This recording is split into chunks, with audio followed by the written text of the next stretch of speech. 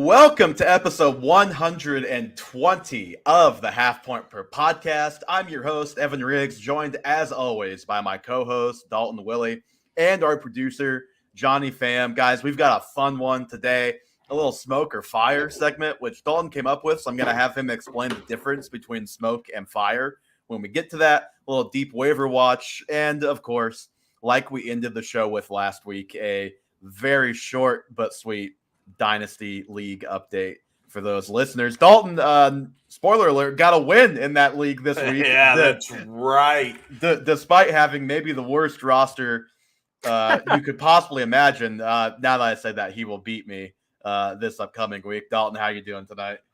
Oh, I'm doing well.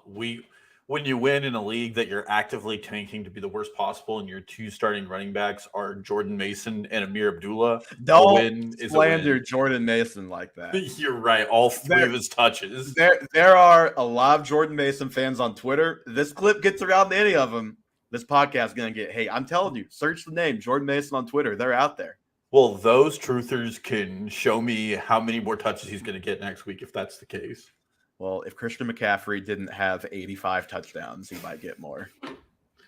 It is what it is. Jordan Mason, hive mind, Trey Sermon, hive mind. They can combine for all six of those fans. Johnny, how are you doing tonight? Good. Doing good. Happy to be here. Insane that we're at episode 120, but we're looking forward to another 120.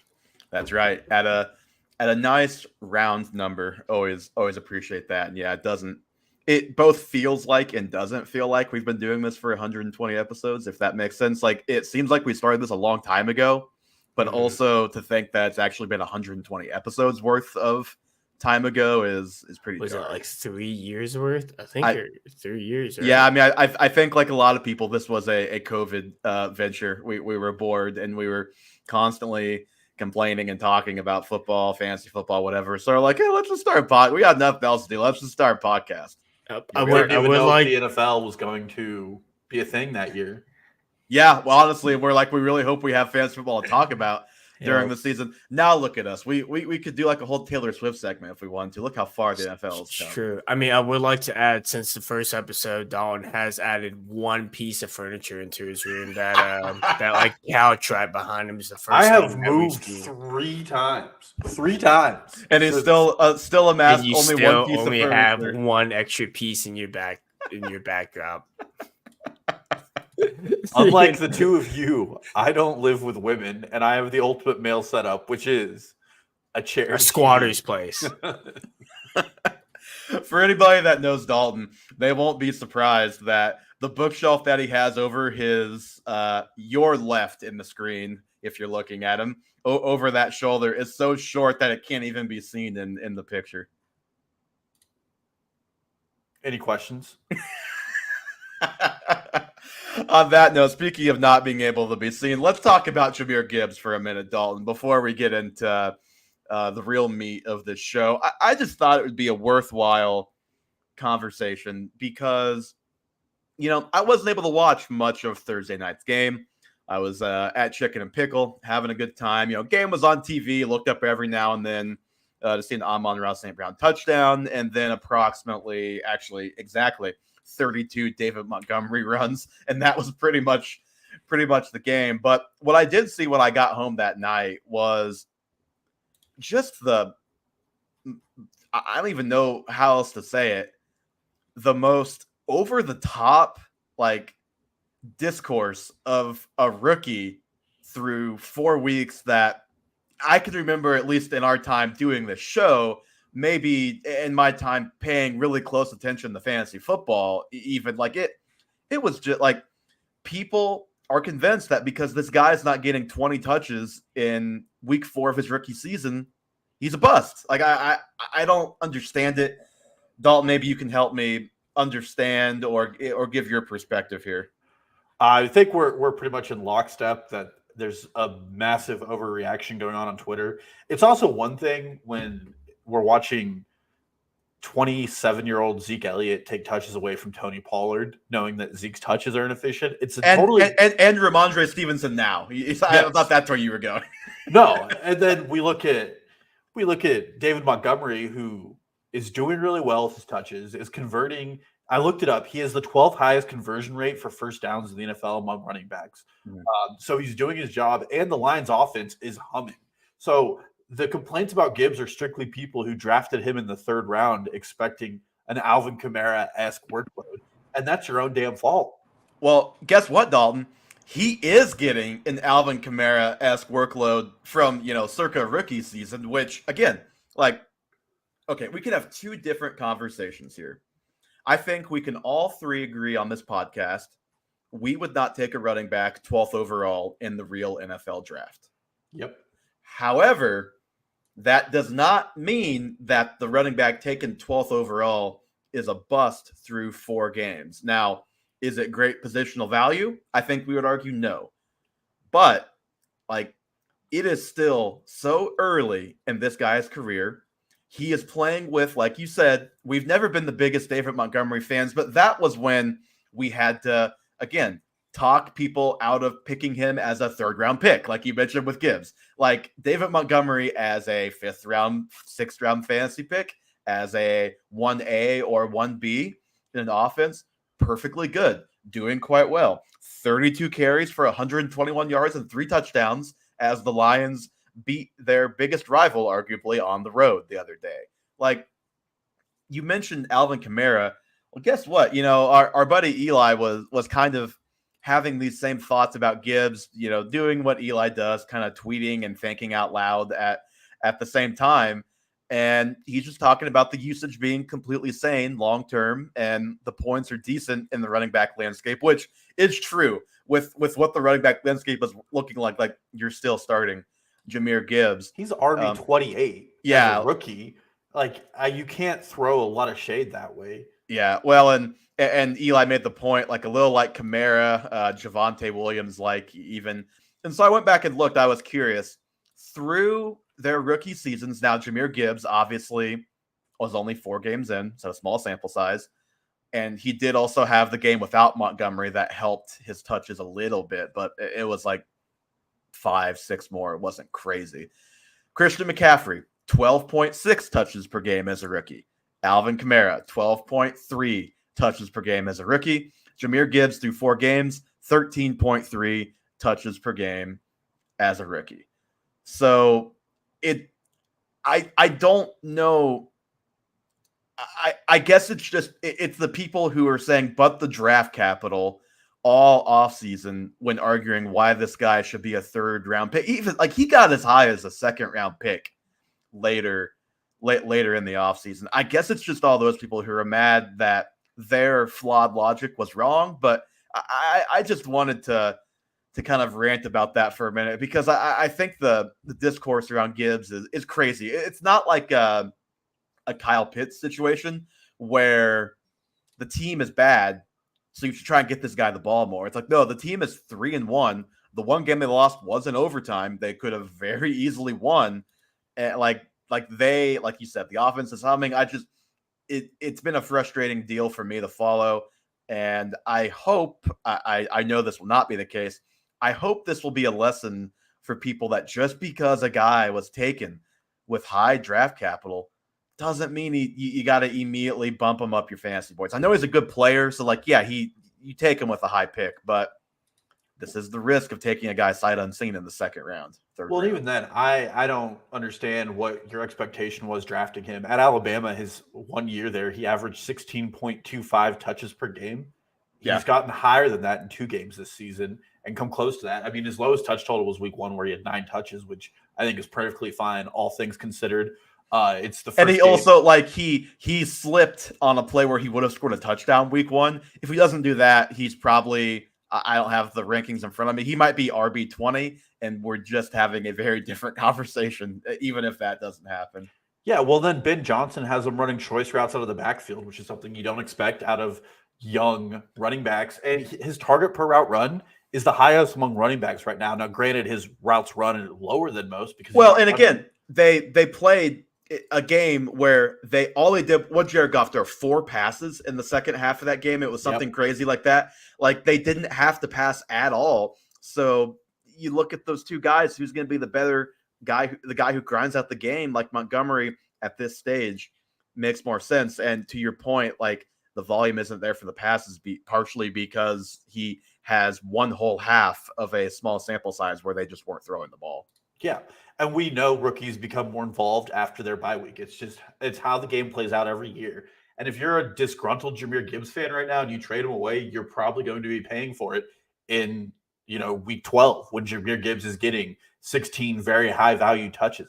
His high value touches for game right now is matching Ramondre Stevenson just because of his past game usage. That's from Ben Gretchen stealing signals. So I just don't buy that. The upset is strictly because he's not a top 10 running back right now.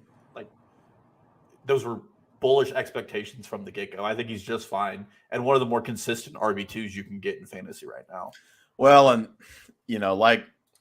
like you said, I think if Gibbs is if the Gibbs owner is fed up and ready to move on, I'm pouncing on that in redraft, in Dynasty especially. If you can find, now it's harder to buy low in Dynasty because it's Dynasty, just the nature of it being a long-term deal, but you still might be able to pluck Gibbs away for, it may not even be a super buy low, but just slightly less than his value was 4 weeks ago. Like that may be possible. Yeah, I agree with that too. All right, on to actual topics of the show here, Dalton. You wanted to put deep waiver watch to start this off. I'm assuming you had a guy in mind that you wanted to talk about. I'm going to laugh if I have one guy, and I'm going to laugh when it's the same guy as you. I have two guys here. I can give my first one who you might have, but we're going back to the well of the entire offseason and picking a Chiefs wide receiver to talk about who maybe is going to hit. This time it's Rashee Rice. Rashee Rice on very limited play volume has been incredibly efficient. He's the third best targets per route run among all the rookie wide receivers, being outdone by Puka Nacua and Zay Jones, who have had way better careers thus far in 4 games. He's also had the 5th most high value touches in the NFL, according to Ben Gretch. If you remember, in week 3, he was stopped at the goal line twice on catches that would have resulted in touchdowns, and the conversation around him is probably drastically different. And the Kansas City Chiefs just simply don't have players who are getting it done. Sky Moore has been catchless in numerous games in his career. MVS and Justin Watson are just guys, and Kadarius Toney is good for a 30% snap share per game. So they're going to continue to look to expand this offense and find new ways to use it. And I'm always looking to buy into rookies who are doing well in small sample sizes, because those sample sizes usually grow as the season goes on. So he's my first deep waiver wire ad. From CBS, his roster percent is 18%. So I think he's really attainable in most leagues. You're not going to have to put a bid on him. He's somebody you can get, after waivers clear. And I think he's somebody you sit, and he's not a roster anchor because you're not starting him until we see more in your redraft. Yeah, we'll talk about the Chiefs receivers as a whole a little bit more, I think, to close out the show. So I won't say much there other than I agree. Now, the guy I thought you were going to say, and the guy that I think you're going to have coming up next, possibly, is Demario Douglas for the Patriots. Is he your second guy by chance? No, I didn't want to put 2 guys on my dynasty roster here. My other guy is on my dynasty roster as well. So he's just a fun player. I'm sure you saw the play against the Cowboys where he catches the pass.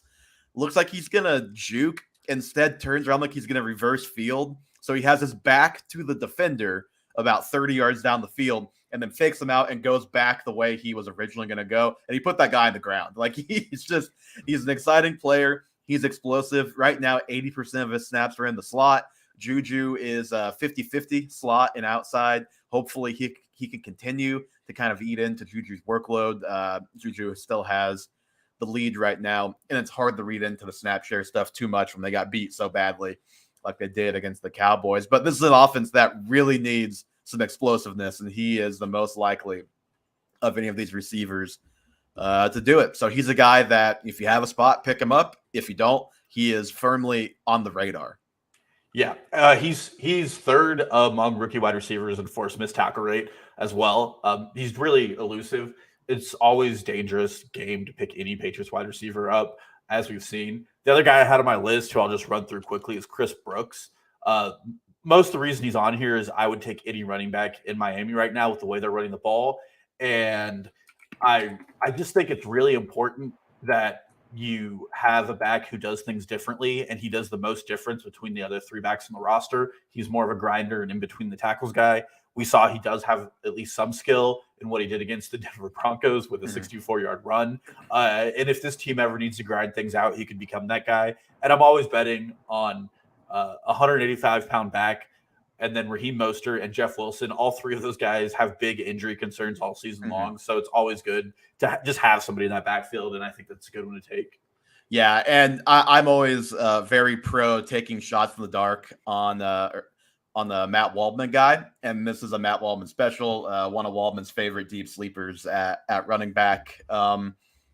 I could be wrong on this, but just based on scouting reports, I think that Waldman liked Brooks coming out of BYU better than he liked Tyler Algier the year before coming out of BYU, just to give people a reference point. Not saying that's necessarily what he's going to be in the NFL, what he could be this year, but he's at least a guy.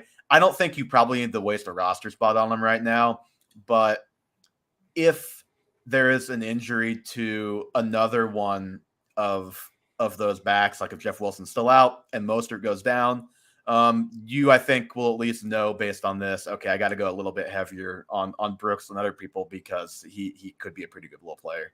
Yeah, and that's what I also think this Miami offense is going to evolve as the season goes on because they're going to have to, and people catch on to their game. And I don't think that we saw that with the Bills. They definitely were baiting them and not falling for the motions, and the stuff that worked the first 3 weeks was not. Yeah. And I think McDaniels will be the kind of coach that does evolve, and some of that could be between the tackles, runners, and they might need somebody like Brooks to end their season. Mm-hmm. Speaking of motion, we've got a question from Motion Man in the chat here. 1-3 in a 10-man PPR redraft league. He received an offer of David Montgomery and Tyler Lockett for Jerry Jeudy and Ramondre Stevenson. Should he accept? I would say, without knowing the rest of your roster, my biggest concern, well, I have a lot of concerns because this is a scary deal. My biggest concern would be Tyler Lockett is on a bye week this week. So I wouldn't be pumped about trading for a guy on a bye week if you're looking for a win this week, if you need to start that guy. Like if you're 3-1, 4-0, I like going out and buying guys on bye weeks from teams like you who are 1-3. So that alone makes me lean more toward the other side. And even though the Zeke stuff is scary, I think Ramondre is the best guy in this trade. So that's the side I'm taking. I'm actually leaning on the Lockett side. Lockett's third in the NFL in red zone targets among wide receivers. I don't think Jeudy does anything for you this week that the zero from Lockett's going to do for you. Like, it's going to hurt. They play the New York Jets. You're not starting Jerry Jeudy one way or another, in my opinion. And then the Patriots roster, the team continues to worry me. They lost Matthew Judon. It's going to be harder for them to stay in close games. I don't know what Ramondre Stevenson's involvement will look like, but I also know that he's been less efficient this year than in years past. And then obviously we know there's high touchdown equity in Detroit for David Montgomery. I think if you could get, like, I don't know what the other guy's roster looks like. If you could get a player who is widely viewed as in a similar tier as Jerry Jeudy, I would prefer that. If you've listened to this show much before, or maybe you haven't, but if you haven't, none of us have been big Jerry Jeudy fans. So, and he's not off to a good start. So I think you might be able to swap him out for a guy of similar stature, and we would both feel better about it. I still would take the Ramondre side, but I definitely I have concerns both ways. Yeah. All right, Dalton, let's jump into the meat of the show here. Little smoke or fire. The way I understand it is smoke means it's either not true or there's, to me, the way I did it is there's different levels of smoke. There's very untrue, or the more smoke there is, it's kind of maybe, but not totally. And fire obviously is true. Is that the way to play the game? That is the way to play the game. If there's smoke, it's probably not true, but if there's fire, we know it's true. All right, let's start in New York. Saquon Barkley. Dalton, smoke or fire? Is Saquon Barkley, I'm not going to say smoke or fire every time. You just tell me if it's smoke or fire. Is Saquon Barkley the only New York Giants player worth starting in a standard fantasy football league? I am going with smoke here. I put this on here specifically because it's time for you to look back at your Darren Waller take before the season and either double down, feel bad about it, or somewhere in the middle. I need one of those three stances from you. I'm not apologizing. I'm not apologizing to anybody. I'm gonna apologize to the 300 plus people who watched our Darren Waller as a league winner video on YouTube. On behalf of the podcast, I apologize. Wasn't my take. We got 3 quarters left of the season. Darren Waller right now at this moment, 10th in the NFL among tight ends and targets. Perfectly fine usage. Problem, it's Daniel Jones. Yeah, but think about it. Think about how low the volume is at tight end past the first couple guys. 10th on paper seems okay, but I bet when you look at the actual numbers, it's pretty depressing. I think he's like 8 targets underneath number 1 right now. The only tight end on this list, yeah. So 31 is top, and Darren Waller has 23. It's a difference of 8 so far.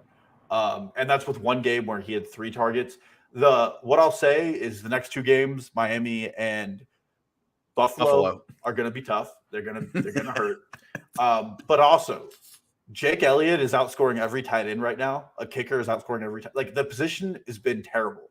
It's been god awful. There's not a tight end out there that's done well for you other than Travis Kelce, and he even missed week 1, so he's questionable. The only real value that I've seen at tight end so far is Sam Laporta. So, I mean, we could just put smoke or fire. Tight end's been a trash can all season. Well, obviously that's fire. Yes. TJ Hawkinson is actually the tight end one, so at least got to throw him in there as being a guy that has produced. Yes. But at the end of the day, the usage is there.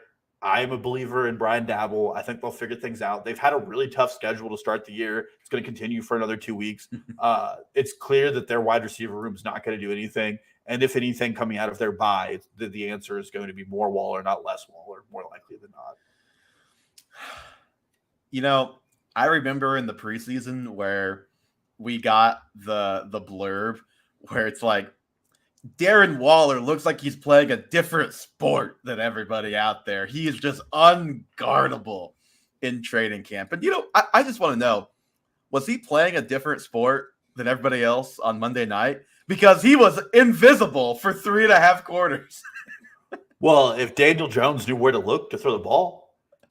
Well, guess what, buddy? That ain't changing. And that was the quarterback who... We don't know that. I'm pretty sure I know that. They just pay them a pretty hefty amount. I'm saying there's fire with this. Now, again, I can't blame anybody if you get to the bomb part of tight end and you're like, you know, tight end 12, he has just as good a chance as anybody else catching a touchdown. But this is an offense. Like, I think the Giants might be the worst team in the NFL. I think that may end up worse than Chicago. I think they may be worse than Chicago. That is an incredible take. They just gave up 11 sacks to the Seahawks. Do you know how many sacks the Seahawks had the first 3 games? The Bears lost to a team that got 70 points scored on them. I just want to know the answer. Do you know how many sacks the Seahawks gave up they got the first 3 games? No idea. 5 sacks in 3 games. 11 against. There's just no godly way you think this team is worse than the Bears. Look, man, I saw Coaching alone, this team is better. I saw Evan Neal block Darren Waller while Daniel Jones got sacked. That's part of why Darren Waller is like extra pass. He's literally getting pushed down by his right tackle. I mean, the Bears are letting go a first-round pick, a guy they traded a first-round pick for because they can't coach him. What was it, 94-15? The Giants have lost in their primetime games. Like, I think it's a competition, a healthy competition between a couple teams to be the worst in the league, and the Giants are right there. And again, you said with the receivers, you can't trust any of them. There's no reason for any of them to be on a roster. And I start Darius Slayton every week. And you look at Waller, he's tied in 13, 5.7 points per game. It's rough right now. Will it get better? Maybe a little bit, but I think I'm looking to sell at the first chance he gives me. I don't want any part of this offense outside of Saquon Barkley. I stayed the course. All right. Joe Burrow. Dalton, does he belong on your bench? Yeah, this one's fire for me. Me too. I just put it on here because of name recognition. Like this Joe Burrow, this is a guy who's been an MVP candidate. He's a hard guy to bench, but when you actually look at it, he should be an easy guy to bench. Yeah, I mean, there's a very clear issue with his ankle. He can't drive the ball when he throws it. Calf.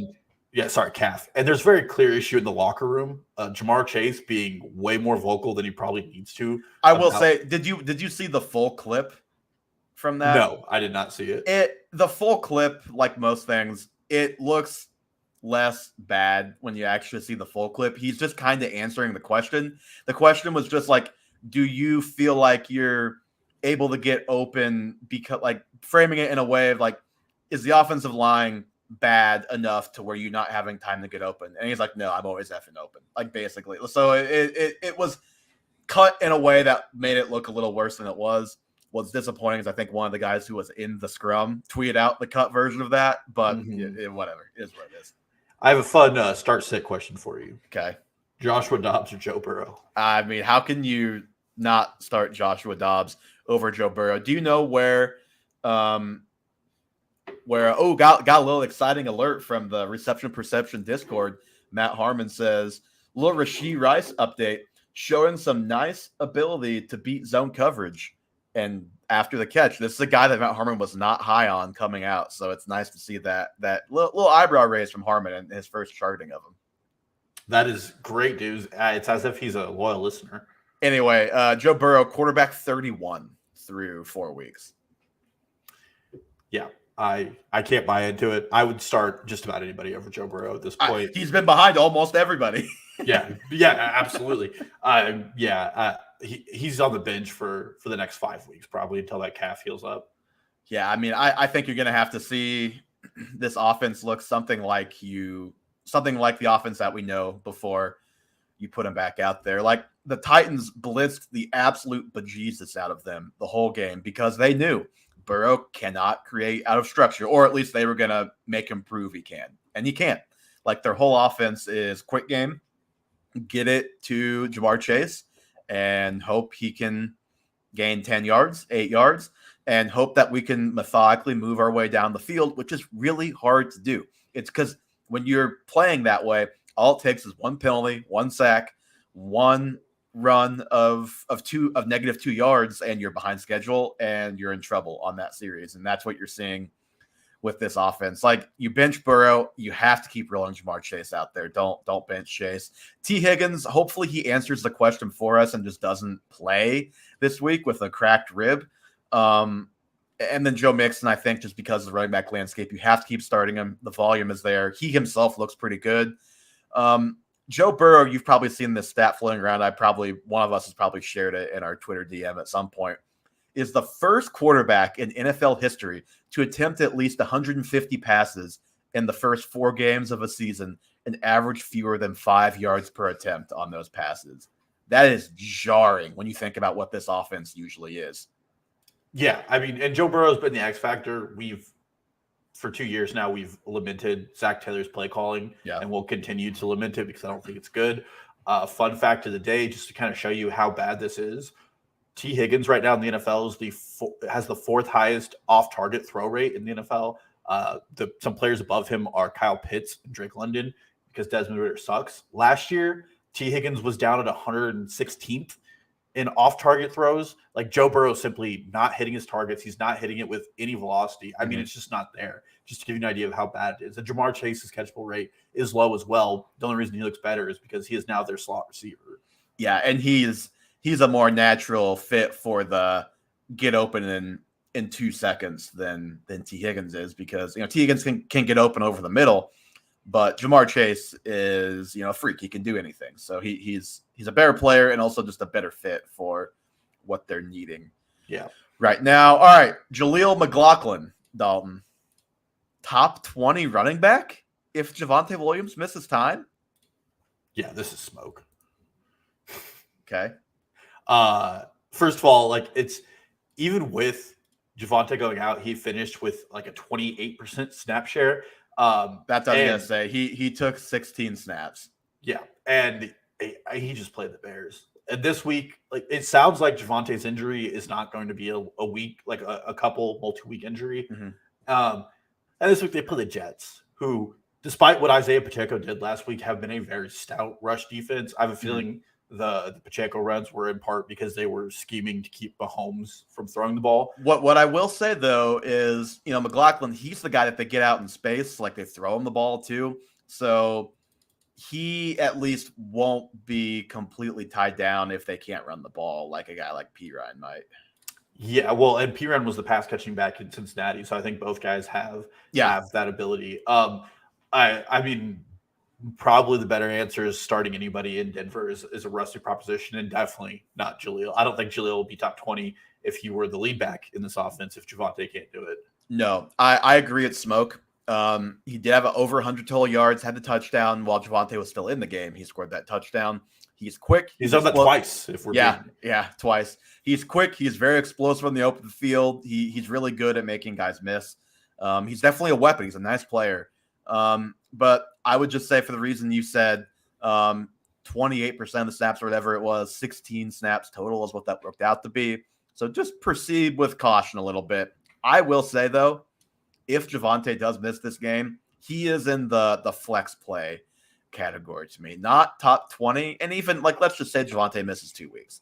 Not top 20, but if I have to choose a running back to start at my flex spot, if I have one of those two guys, it's McLaughlin over P. Ryan every day for me. Yeah, I would probably go down pretty deep down the rabbit hole before I started either of those guys when it comes to fantasy. I would probably rather just start a guy like Rashid Shaheed and hope he just gets a long touchdown pass. All right. Michael Wilson. Is he the wide receiver to own in Arizona? I'm saying this is smoke, but we're getting enough smoke to where I'm kind of looking, seeing if I can see a little spark in the smoke. His issue right now is volume. It's not like it's terrible, but 7 targets last week. I think he caught 6 of them, and it's been lower than that most weeks. But this guy is good. This guy is a good player. He can line up all over the field. He caught touchdowns from from the slot and the outside. This is a guy that Matt Wallman kind of gave the Michael Thomas comp coming out, and I think he was a prospect that we both liked because Harmon and Waldman both liked him. And I think he would have been a higher NFL draft pick, but he was so often injured in college that, number one, he was there for a long time. I think he was a 5th-year senior. And number 2, the production profile just wasn't there because he missed so much time in college. But very good route runner, has a suddenness to his game as a route runner. I am very interested. 56 receiving yards in 3 games. I still would rather have Hollywood, but if the targets go up, this guy has the potential to be the more consistent player, and we can talk about upside when we see more. Yeah, I mean, I'm going smoke here too, obviously. Hollywood is wide receiver 18 with 3 straight double-digit games. I will say this is the only other wide receiver I want. I know the entire offseason I said I didn't want to really own anybody that wasn't Michael Wilson in this offense because everybody else is the same player. They're all 5'8" and 170 pounds and run really fast. The only change-up was they made Rondell Moore a running back instead of a wide receiver. But he's definitely the most interesting, especially when it comes to the return of Jimbo Slice. That's a thought right there. But it's just Michael Wilson is going to be their best player when it comes. I mean, they're giving Zach Ertz the highest target share on this team. They need somebody to emerge, and I think Michael Wilson will be that guy. And if Kyler Murray does play this year, the entire passing offense gets a huge boom. No offense to Joshua Dobbs, but I do think Kyler Murray is a substantially better player. And it seems like whatever Arizona's doing, they kind of got it. They are putting together one heck of an offensive team for not really having anything to do. Yeah. Yep. Agreed. Okay, we do have a question from Jimbo Slice. Is Trey Palmer startable if Mike Evans missed time? Now, let's just jump down. We have a Buccaneers topic here. Let's go down to that, and we can circle back to Trey Palmer at the end of that conversation. are both Bucks wide receivers. This is Mike Evans and Chris Godwin, wide receiver 2s with Baker Mayfield at quarterback going forward. Yeah, I'm saying this is fire. Mm-hmm. I don't know what they're cooking in Tampa Bay, but it is insane. So until this year, Baker Mayfield's completion percentage when under pressure within 3 seconds was 42%. Mm-hmm. In Tampa Bay, it's 78%. Mm-hmm. They are scheming, and they have clearly got him out of his own head, or his short stint in Los Angeles with Sean McVay gave him an idea of what was possible.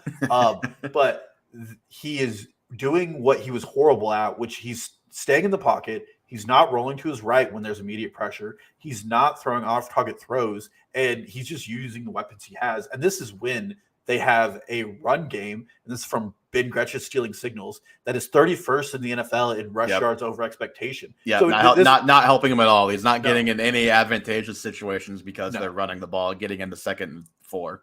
Yeah, this is all Baker Mayfield right now, which, I mean, I'm sure the wide receiver situation is helping him out because it's one of the best rooms in the NFL. But even without that, like he is gone against the grain on what he showed us in his first 5 years in the NFL, and it's very exciting. So yeah, it's fire. I'm starting those guys every week, no questions asked. Mm-hmm. Yeah, I agree. It's fire. Mike Evans right now is a top 10 receiver, wide receiver 9. Godwin is wide receiver 43, but he hasn't caught a touchdown yet. So, like, you would figure he's going to average out to be a wide receiver 2 type of guy the rest of the way. And, you know, this was a situation that a lot of people talked about. I think maybe we mentioned it a time or two, where it's like, on paper, this is the most obvious 2022 Seattle Seahawks, where it's like, we think Geno Smith is bad, so we completely undervalue Lockett and Metcalf. And no, it turns out Geno's pretty good. And so both those guys are just as awesome as they've ever been. Now, I don't think we're going to get quite that same extreme here. But, you know, these are two guys that if we liked their quarterback, they would both be top 15 receivers in weekly ranks. So these guys are still that good. So I think that's kind of what we're seeing here. You know, Baker, for all the reasons you said, is playing well. The offense fits him. He fits the offense, however you want to put it. And as for Trey Palmer, you know, I do like what I've seen from him through these first 4 weeks. If Mike Evans is out, I don't think he's an automatic plug and play. But he's at least in the deep flex conversation is how I would put it. Chris Godwin goes to like a top 20 play, and Trey Palmer like top 40. I don't know. Yeah. And obviously they're bye this week. So good shot. Mike Evans comes back healthy. Deep wide receiver shots like this. I want to see more from him. I'd probably start somewhere like Westbrook Akine before Trey Palmer, the wide receiver 2 in Tennessee. I mean, it's not pretty when you're talking this deep, but these are like wide receiver 70 rankings we're talking about right here. Yeah. Okay, go back in order here on the list. Dalton Kincaid is the breakout coming, and I'm gonna say this is smoke, but kind of like with Michael Wilson, it's a lot of smoke. Like I'm trying to get a better view. You know, if I'm driving down the highway and I see the smoke, I'm looking over the trees to see if I can see the fire somewhere in there, because I do think it's coming, but I don't think it'll be a full-fledged breakout if Dawson Knox is still there and healthy. At least that seems most likely to me. The reason why I do think it's at least, you know, a mini breakout is kind of on the horizon here. You look at the first 3 weeks, the routes between he and Dawson Knox and the targets were basically equal. Last week, there was a little bit of a shift. Now it's 1 week. We'll see as we keep going here. But the routes were 20-13. It was a season high 20% target share last week for Dalton Kincaid. And it was a 5-1 edge over Dawson Knox. The underlying numbers, at least last week, started to tilt a little bit in favor of Kincaid. Now, the reason why it probably won't be a full-fledged breakout is they're not really right now featuring one tight end. It's pretty much a 2 tight end offense most of the time, and that's why I stopped short of saying a fire. But, you know, this is a guy 4.3 targets per game. He's being hurt by when they beat the Commanders and he had 2 targets, 3 yards, and they didn't have to throw it all. Like, I think in an ideal spot, he could be doing similar things to Sam Laporta. In the spot he's in right now with Knox still firmly in the picture, I think he can turn himself into, let's just say in the Darren Waller ballpark. Yeah, the Darren Waller ballpark. Okay. I'm calling fire here. A couple of things, and this could very well just be a case of them playing Miami and wanting to get out and ahead as quick as possible. But weeks 1 through 3, they ran 12 personnel on the field on 70% of their snaps. 12 personnel being 2 tight end sets. Yes, 2 tight end sets. Week 4, they ran it 12% of the time, and then in 11 personnel, which is 1 tight end, Dalton Kincaid saw 65% of the snaps. Mm-hmm. You combine that with his targets per route run is higher than Gabe Davis and Dawson Knox on this team. His opportunity is there. The only issue, I think, in this offense is that he hasn't gotten to be able to play fully in the slot. In part, if you look when they play 11 personnel, Deontay Hardy only has 41 snaps, and 39 of them came in 11 personnel sets. They're taking away that slot usage we kind of hoped for Kincaid and giving it to to Deontay Hardy.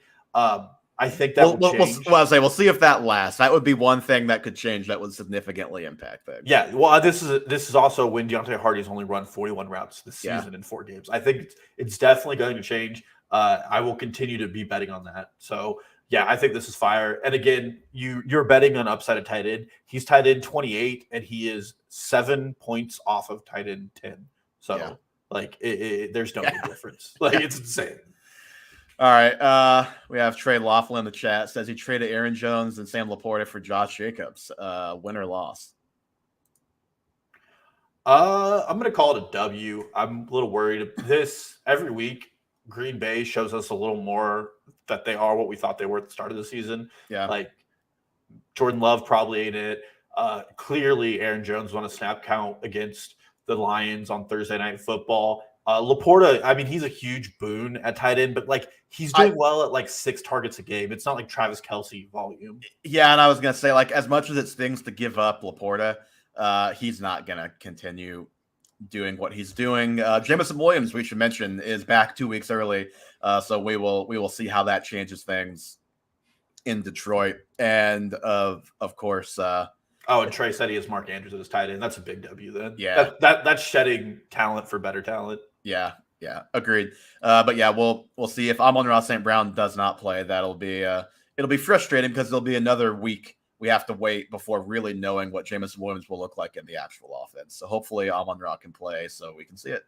Yeah. All right, Kyren Williams is a top 8 running back. Dalton, I'm giving this one smoke with a capital SMOKE. There's just no way. This guy's 5'9", 194 pounds. He's playing 95 to 100% of the snaps weeks 2 and 3. The snaps were down in week 4, but he still got 28 touches. So, decreasing the snaps, but still the touches are, almost 30. He is right now 7th in the NFL among running back in touches. Rashad White is 6th, which is funny. I wonder where he ranks among running backs in fantasy points, despite being 6th in touches. He's proven to be a nice player. Like, I don't want to come up here and say, he's going to be RB 30 the rest of the way, because I think he's probably proven that he's going to be better than that. But I do, number one, just worry about him lasting at the rate that they're working him. And then number 2, he has 5 touchdowns in 4 games. Matthew Stafford has 3 passing touchdowns in 4 games. I think those things will start to self-correct. Yeah. So I am also calling smoke here.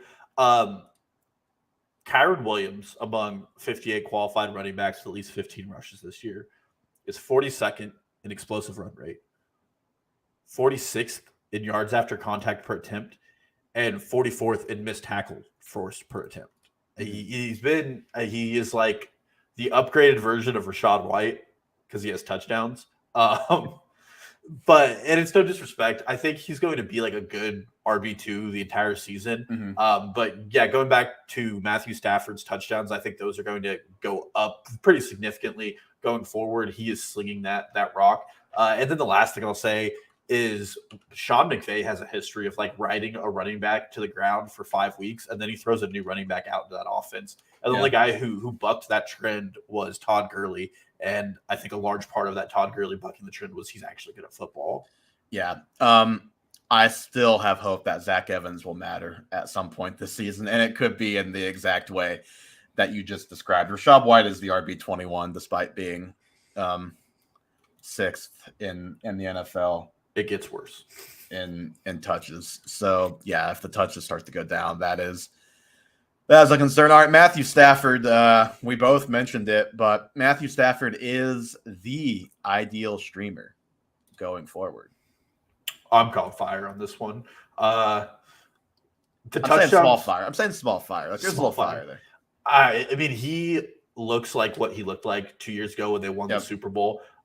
He's like, I know Puka Nacua and Tutu Atwell are like fun storylines, but they're doing it in part because of Stafford.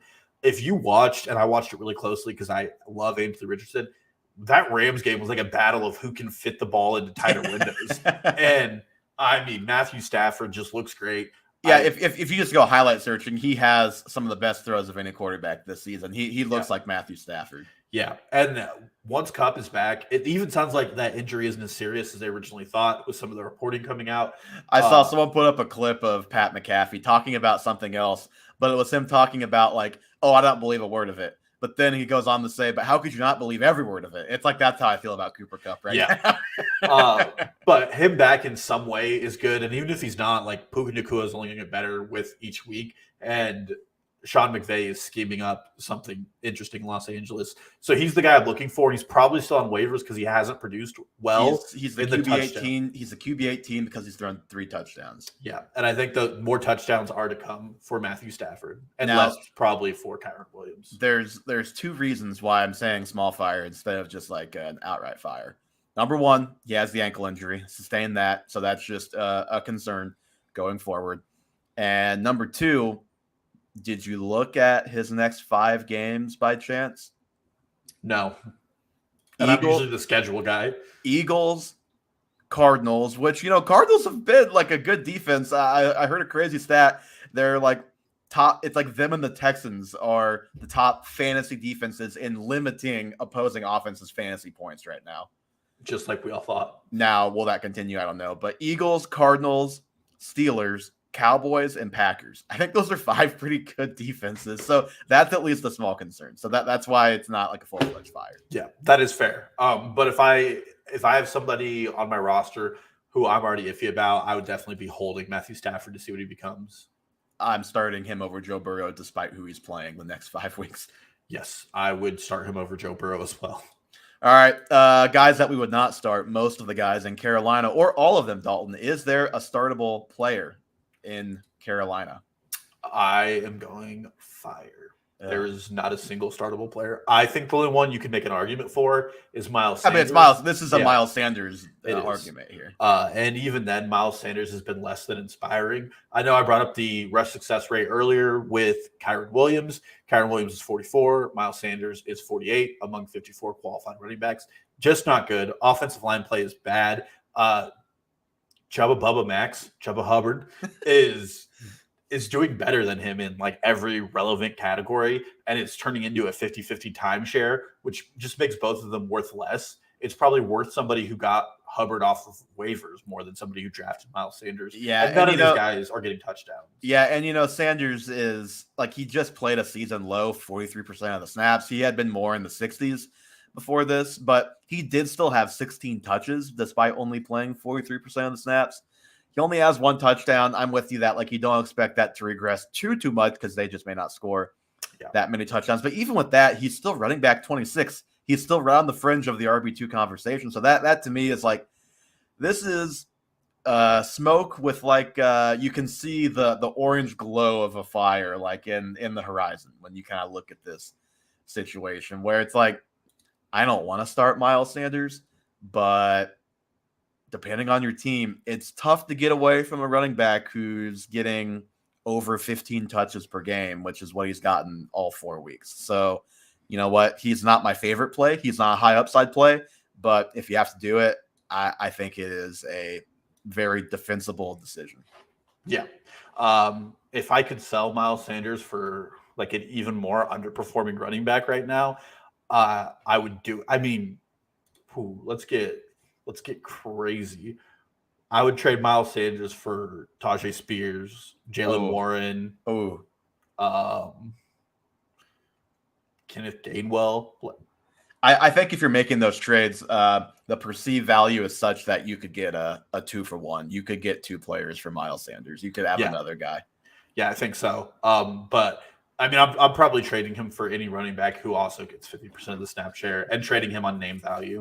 All right. Speaking of 50% of the snap share, that's the whole freaking Chiefs receiver room. Dalton is so smoke or fire. There is no Chiefs wide receiver that should be started until further notice. And I don't know how you say anything but fire with this. Like, their top 3 guys in snaps, as you said at the top of the show, are MVS, Sky Moore, and Justin Watson. So I think the real question we kind of need to ask with this is what needs to happen to get us to a place where we actually can start a Chiefs wide receiver in 3 weeks. Well, I agree with you. Obviously, it's fire, but I am rostering as many of them as I can. Like, that's the worst part. I really do think what I said at the top of the show is the best call right now, which is Rashee Rice might be the guy. I still think Kadarius Toney has what he needs. I think he's still getting eased in off that injury. Yeah, I heard Josh Briscoe make a good point on Times R's a Chiefs podcast where he said, I truly think if Kadarius Toney had a healthy training camp and a healthy, a clean bill of health through 4 weeks, that he'd be their number 1 receiver right now. But that's the Chiefs' mistake for assuming that could happen because it just doesn't happen. Yeah, well, this is also a guy who he's never had a training camp with the Chiefs. He was traded mid-season last year. So those 2 are the ones I want the most. Sky Moore, like we said earlier, he really needs to show me something. Like, being on the field as much as he is and just not getting targeted is pretty abysmal in an offense where he is definitely drawing one-on-one matchups every week. The advanced stats look worse this year than last year, so I'm hoping it's just a blip and he can rebound. I don't know how much a bad week 1 is weighing things down. Obviously, not having Kelsey, more the defense leaned the receiver's way than otherwise would. So I'd be curious with Sky Moore what those numbers look like in another 4 weeks. Yeah, and then I probably, if I have a deep bench and redraft, I'm rostering my boy Justin Ross. The offense needs something, and it's more of the receivers who aren't seeing time, and those are Toney, Rashee Rice, and Justin Ross. And you're just throwing a dart to see if one of these guys connects to Mahomes and they figure each other out. Yeah, so I think the 2 scenarios that get us to a place where we can have real questions about, can I start this guy in my flex this week, is number 1, the most obvious, Rashee Rice. Can he earn more of an every down role? He's getting up there. He was at 43% of the routes the other night. I'm not the biggest PFF guy, but he and Mike Evans have the same PFF grade right now. So it's been good. It's been good for Rice. Vastly different usages, to be fair. Yes, vastly different usages, but it's been good, and the chances he's gotten, it has been good. And I saw a good point made on Chiefs Tour the other day that part of the reason why he is getting, because he's getting more opportunity than most young receivers at this point. Part of that is depth chart, and part of that is because he's a legitimately good run blocker, and that's been part of why he's found himself on the field a little bit more, and hopefully that continues. But we know how frustrating Andy Reid can be with young receivers. They have a good game, you think they're in the rotation, and then they're just banished for a week, just for no reason. So they go to the shadow realm. I think one scenario is Rashee Rice just being that dude. I think the second one is just a healthy Kadarius Toney to where we can get him on the field a little bit more, because I just think you're going to have to see a lot of production out of Sky before you can trust him in your lineup. And not to say that the same isn't true with Toney, but for Toney, it's been more of an availability issue, obviously.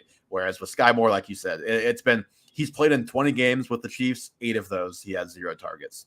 And obviously two of those or 0 catches. And he's had 2 games like that just this season when he's has larger role. So I think we need to see Kadarius Toney finally be healthy enough to earn a bigger snap share, which feels impossible, but we'll see. Maybe it could happen.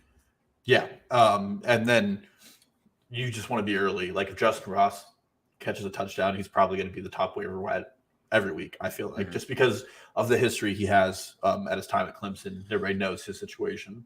Yep. All right, let's get to this last question before we send the listeners out of here and then get to the 5-minute dynasty segment here from Calvo in the chat. Would we trade Jamar Chase and Michael Pittman for Kyron Williams and Keenan Allen? No. Resounding no. Even though Keenan and Kyron have both been great through the first month, like you might really regret. Like you've got to have other ways to improve your team now than selling Jamar Chase. Yeah, well, so Keenan Allen is 4th in the NFL in targets. One of those is the game Mike Williams tore his ACL and he had 20 targets. Yeah. Jamar Chase is 6th in the NFL, and then Michael Pittman is 8th in the NFL in targets. And I don't expect Michael Pittman, Keenan Allen, or Jamar Chase to really drop off. Obviously, the targets Pittman gets are worth less because Richardson still has inaccurate throws. But like we said earlier, Kyron Williams is a big-time regression candidate. 5 touchdowns in 4 games is pretty unsustainable. And all of those are rushing. Yeah, and he's been less than efficient on the ground game, so I don't really expect an efficiency edge on those touchdowns. And then we expect people like Matthew Stafford to throw more touchdowns. So yeah, no, I wouldn't do that at all. I would do I just wouldn't trade for Kyron Williams in redraft. Yeah, and I just don't want to give up Jamar Chase. I hate selling low on a guy that I took with my 5th overall pick. I just don't want to do that. Yeah, and like as hard as it is, if you could make the playoffs, and I think by fantasy playoffs, Joe Burrow will be healthy, then you have like that 30-point explosion of Jamar Chase possible again because Joe Burrow's there. Even if he's not healthy this next month, how often have we seen Jamar Chase take a 5-yard pass and go 80 yards? Like it just hasn't happened yet. Yep. All right. We'll get to one more question that just popped in, and then we are going to move on. Full PPR, rest of season, DJ Moore or Deebo Samuel? That is a tough one. I think DJ Moore is wide receiver 13 and half-point scoring right now. It's been a struggle bus. I think my answer is DJ Moore as well, though, over Deebo, just because, the only answer in Chicago has been DJ Moore for Justin Fields in the passing game. The thing with Deebo is he's only a really trustworthy asset right now with one of the other big 3 on that team this time. I agree. It's DJ Moore. I feel terrible about it, so that means it's a good question. Yes, it is a very good question. But yeah, the like snap share and the route run percent, it's just hard to get anybody who you trust in San Francisco, except for maybe Ayuk, who's certified stud now. Yep. Been a certified stud. He's just showing it now, and that is going to do it for the normal version of this podcast. Anybody not in our Dynasty League, you can turn it off basically from this point forward. But first, before you do, give us a follow, Twitter, Instagram, and TikTok at Half Point Per Pod. Subscribe to the YouTube Half Point Per Podcast. We will get to every question in the comments every episode like we have done the last couple. We appreciate all of the questions in the comments. And Dalton, let's get to it. SFFL, Sunday Fun Day for Life, Week 4. Let's just start with I'll give my team of the week here. Team of the week has got to be brought to you by Bud Light. Our buddy Troll scores 165 points this week on the back of 45.2 points from Christian McCaffrey and 33.1 points from David Montgomery. He knocks off I don't even want to try and pronounce Juan's team name, but Juan's team to move to 2-2, kind of put himself back firmly in the playoff hunt. So good on Troll for bouncing back this week. Yeah, definitely the second most impressive performance of the week.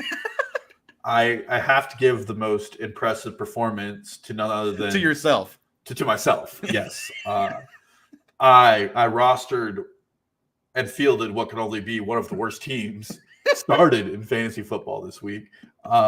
Would like to give a congratulations to newly traded Cortland Sutton, who got me a touchdown. Other than that, the only double-digit player I had was Anthony Richardson. I had 4 players, sub 5 points. But friend of the show, Eli Beery, unfortunately fielded a worse roster than I could this week. Yep. And he only scored 61 points to my 67.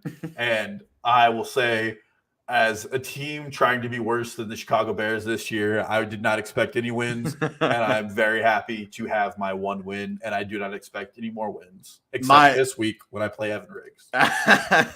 my loser of the week was going to this matchup, and that was going to Eli, the San Fernando Skunks. You know, just last week, Dalton, you had Eli in that playoff hunt. You had him ahead of a couple teams I disagreed with, and what does Eli do? He turns around. He scores 61 points. Darren Waller, none other than Darren Waller. All he needed was Darren Waller to outscore Darius Slayton by 3 points in Monday Night Football, and they basically draw at 3 points as Waller was stuck on 1 target, 1 catch for 5 yards for almost that entire game for a couple catches in garbage time. That's a tough setback for Mr. Beery, who, you know, needed that win if he was going to make a playoff push. It's still there for him. This week, he draws a very favorable matchup against the Atomic Armadillos. And somehow, some way, the Atomic Armadillos are 3-1. I still think the Skunks got it, but maybe he benches Kirk Cousins this week because he plays a stout Kansas City defense. Well, how the Atomic Armadillos are 3-1 is, you know, they've had some good weeks themselves, but also 298 points against. They're the only team with less than 300 points scored on them this season. I put up a whopping 76 on this exact team this week. And before we get out of here, we've got to go with the transaction of the week. It is not a good one. It is Cooper Kupp in our league going for what can only be described as the poo-poo platter of all poo-poo platters, from Brad trading him to Brian, the Chirac Donkey Punchers, quite the team name. For Mr. Clark here, let me go in the Cooper Kupp's profile right now to try and find it. Is Cooper Kupp not? Where is Cooper Kupp? Oh, he's still on his. Oh, this is some roster manipulation. He's not activated on IR yet, but he was limited in practice. I had to see Cooper Kupp off of that IR pretty quickly here. He goes for Rashawn Johnson, who just took 22% of the snaps this week. A 2025 second-round pick and a 2024 third-round pick, which is mine. So I'm hoping it's not a very high third-round pick. Yeah, not great, Dalton. Not great on that trade. Makes Brian's roster a lot better. I will say my transaction of the week was none other than the Overland Park Priest dropping the artist formerly known as Allen Robinson. I regret to inform everybody that I don't think it's happening with Allen Robinson. I think what we hoped for his career is over. Infamously, last offseason, I did trade Tyreek Hill for Allen Robinson. Looking back, we wish we could have that trade back. I think we've got the identity of Jimbo Slice outed here with that one. Not roster manipulation yet because Kupp is still on the IR. But he practiced today. Wasn't limited, Sean McVay said. So I'm just waiting for that designation to go off. Waiting for that guy Brian has to drop. Same here. All right. Commissioner Jimbo, watch those rosters. You know, that is going to do it for this week's edition of Half Point per Podcast of the SFFL update. Maybe next week Dalton will come with more updates other than about his own team to this segment. Thank you guys all so much for listening. We will talk to you again next week.